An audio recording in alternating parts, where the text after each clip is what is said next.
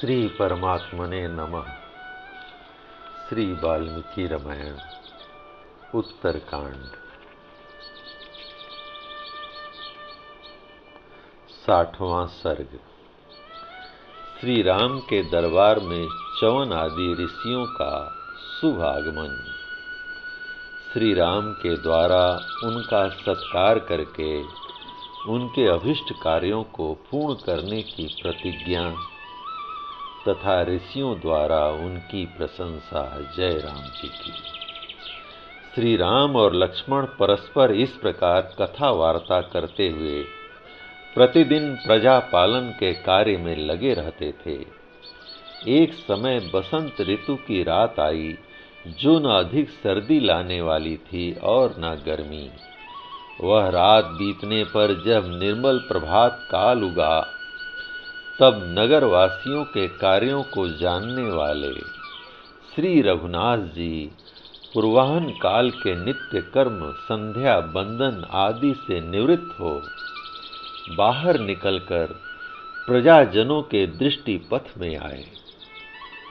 उसी समय सुमंत्र ने आकर श्री रामचंद्र जी से कहा, राजन, ये तपस्वी महर्षि भृगपुत्र च्यवन मुनि को आगे करके द्वार पर खड़े हैं। द्वारपालों ने इनका भीतर आना रोक दिया है। महाराज, इन्हें आपके दर्शन की जल्दी पड़ी है और ये अपने आगमन की सूचना देने के लिए बारंबार हमें प्रेरित करते हैं।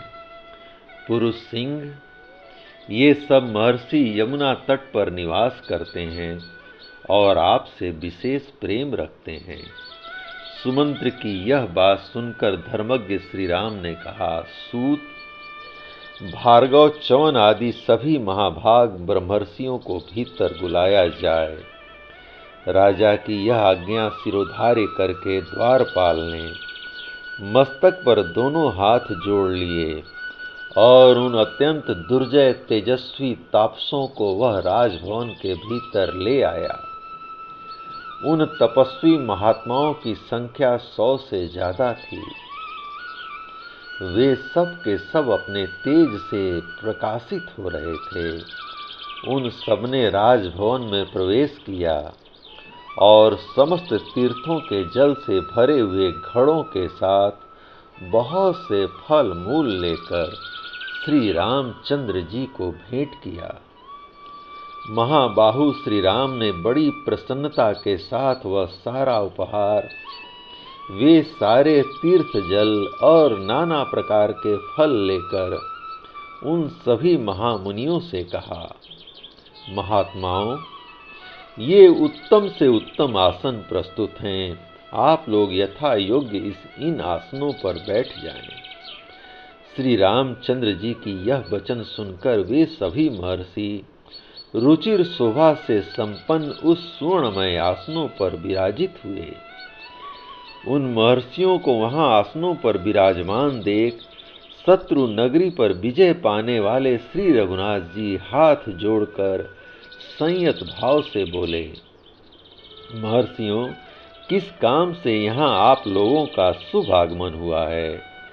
मैं एकाग्रचित्त होकर आपकी क्या सेवा करूं?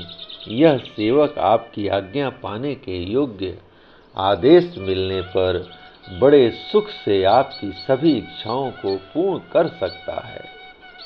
यह सारा राज्य इस हृदय काल में विराजमान यह जीवात्मा तथा यह मेरा सारा वैभव ब्राह्मणों की सेवा के लिए ही है। मैं आपके समक्ष यह सच्ची बात कहता हूँ। श्री रघुनाथ जी के यह वचन सुनकर उन यमुना तीर निवासी उग्र तपस्वी महर्षियों ने उच्च स्वर से उन्हें साधुवाद दिया। फिर वे महात्मा बड़े हर्ष के साथ बोले, नरश्रेष्ठ, इस भूमंडल में ऐसी बातें आपके ही योग्य हैं। दूसरे किसी के मुख से इस तरह की बात नहीं निकलती। राजन, हम बहुत से महाबली राजाओं के पास गए, परंतु उन्होंने कार्य के गौरव को समझकर उसे सुनने के बाद भी करूंगा ऐसी प्रतिज्ञा करने की रुचि नहीं दिखाई।